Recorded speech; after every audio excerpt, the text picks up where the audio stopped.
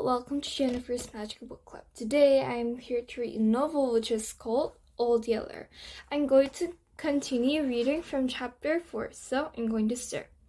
A couple of days later, I had another and better reasons for wanting to get rid of Old Yeller. That was when the two Longhorn Range bulls met at the house and pulled off their big fights. We first heard the bulls while we were eating our dinner of cornbread, roasted vengeance, and green watercress gathered from below the spring.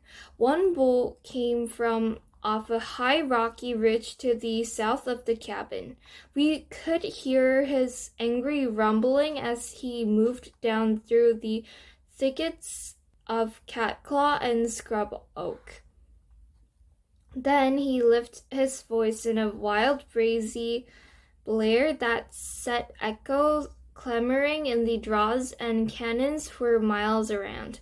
"That old bull's talking fights," I told Mama and little Earlis. "He's bragging that he's the biggest and toughest and meanest.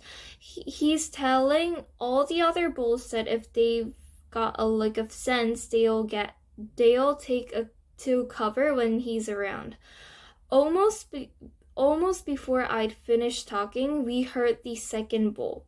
He was over about the Salt Licks somewhere. His bellowing was just as loud and braggy as the first one's. He was telling the first bull that his fight talk was all bluff. He was saying that B was the he bull of the range, that he was the greatest and meanest and toughest. We sat and ate and listened to them. We could tell by their rumblings and bawlings that they were gradually working their way down through the brush toward each other and getting madder by the minute. I always liked to see a fight between bulls or bears and wild boars or almost any wild animals. Now I got so excited that I jumped up from the table and went to the door and stood listening. I'd made up my mind that if the bulls met and started a fight, I was going to see it. There was still plenty of careless weeds and crabgrass that needed hoeing out of the corn, but I guessed I could let them go long enough to see bullfights. Our cabin stood on a high knoll about 100 yards above the spring.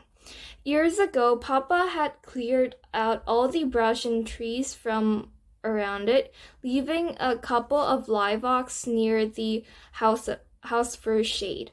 That was so he could get a clear shot at any Comanche or Apache coming to sculp us. And while I stood there at the door, the first bull entered the clearing right where Papa had one time shot a Comanche for his horse. So I'm done reading till chapter 4, page 38 on the second paragraph of the page, and I hope you're enjoying it with me, and see you later. Bye. Have a nice day. Thank you.